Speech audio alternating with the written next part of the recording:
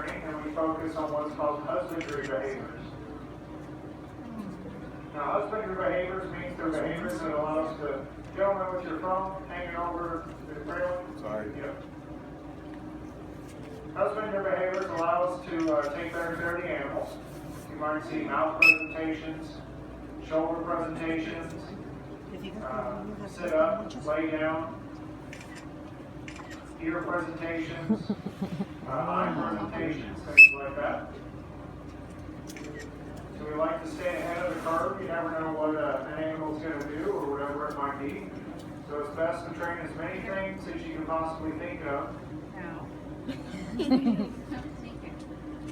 So if the situation did arise where you have to look inside their mouth, or you have to give them an injection or anything like that, you can give them a hand injection. Vets don't have to come down and get a drug gun or anything like that.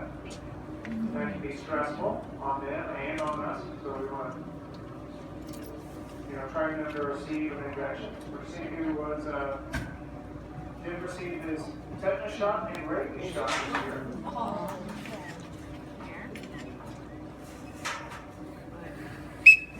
Arm.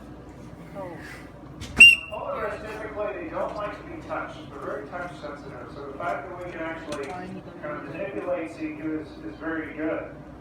Connick, our young female, if you were to touch her paw, she would actually jump away from the mesh and start screaming at you a little bit. So she's getting better at that. But again, that's one of those things people don't really think of. Because we go and go home to our dogs and our cats, and they like to be touched. But these guys are wild animals. They're not tamed in any way. We do have a working relationship with them. But again, they are wild animals that just happen to live in a zoo. Now, there's a big difference between a wild animal and a domestic animal. Domestication is a process that takes sometimes many thousands of years. Just like domestic dogs came from wolves.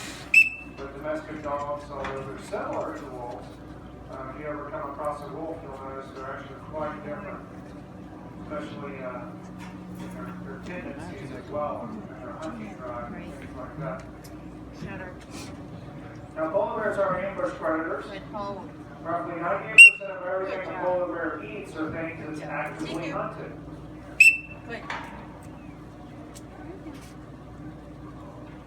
Now, they are the world's largest land-based carnivore. The record weight for a wild male polar bear was about 1,700 pounds. Again, CQ is about 910. So that gives you an idea of how big these guys can get. That's large enough that if they stand on their back feet, they can look at an African elephant dead in the eye. Now, misconception is somebody sees an animal that big and they think that they're slow.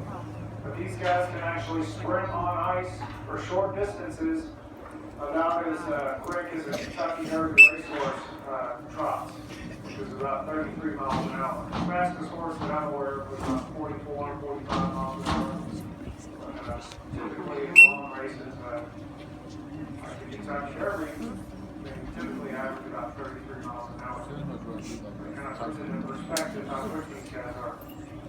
That's all. Good boy. Now, say land-based predator because they have to go out on the sea ice to hunt seals.